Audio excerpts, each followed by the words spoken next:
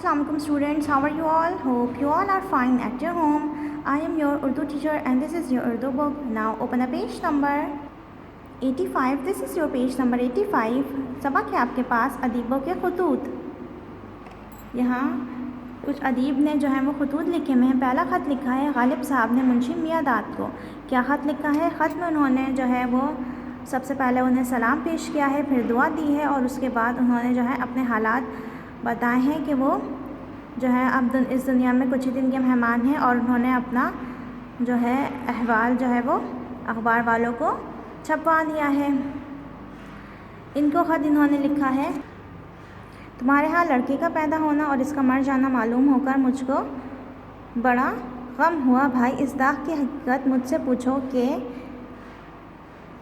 74 बरस की उम्र में 7 बच्चे पैदा हुए, लड़के भी और लड़कियां भी, और किसी की उम्र 15 महीने से ज़्यादा ना हुई।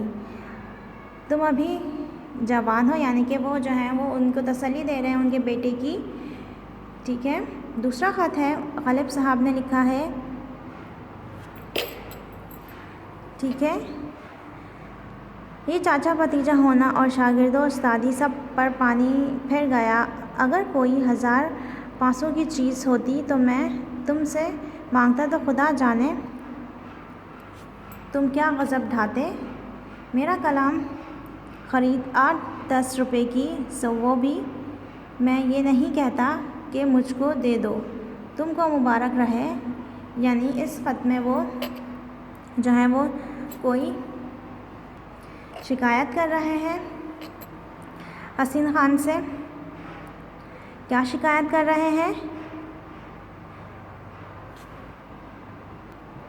वो आपने पढ़ना है। आपने ये सारे तमाम ख़त जो हैं वो बहुत अच्छे तरीके से रीड करने हैं और उसके बाद आपने इसकी मश्क हल करनी है, जो कि आपको पेज नंबर 87 पर दी गई है।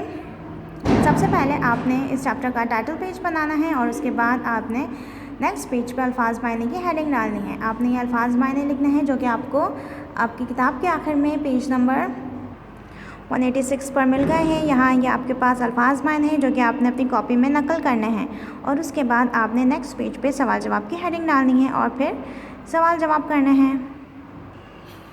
सबसे पहला सवाल है आपके पास, मुंशी मियाँ दाद के नाम मिर्ज़ा गालिब के ख़त का खुलासा लिखना है। यहाँ पे आपने खुलासा लिखना है, छोटा सा खुलासा लिखना है कि मुंशी मियाँ दाद और गालिब के ख़त में मुख्तसर बात जो है वो आपने लिखनी है। सेकंड है आपके पास, मिर्ज़ा गालिब ने अपने ख़त में तफस्सुर हुसैन ख़ान से किस बात की शिकायत की है, किस बात की शिकायत की है, आपने बस वो लिखना है। मौलवी नज़ीर अहमद ने अपने ख़त में अपने बेटे बशीर को क्या नसीहत की है, जो भी नसीहत की है वो आपने इस जवाब के में लिख देना है। उसके बाद आपको यहाँ पर अल्फाज जुमले दिए गए हैं जो कि आपने अपने जुमलों में इस्तेमाल करने हैं। ठीक है, बस इतना ही करना है। उम्मीद करती हूँ आपको आज का टॉपिक समझ में आ गया होगा। नेक्स्ट वीडियो में नेक्स्ट टॉपिक के साथ मिलते हैं, तब तक के लिए अल्लाह हाफ़िज़। अपना ख्याल रखिए।